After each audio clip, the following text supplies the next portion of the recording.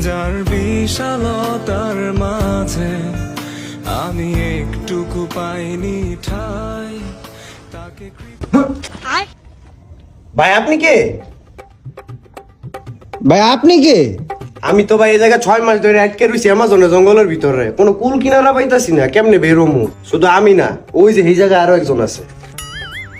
ভাই আমি যে সময় ঢুকছিলাম শুধু বলছিল আমি ওর মনেই আছি, আর কেউ নাই। আয়সা দেখি ওই ভাইও আছে। ভাই আমিও আছি এনো ভাই, 1 মাস ধরে ভাই আমি নতুন আইছি, খালি আমি না ভাই এনো যদি আরো খোঁজেন কুলকিনা আর 2-1 দিন পাওয়া যাবে ভাই।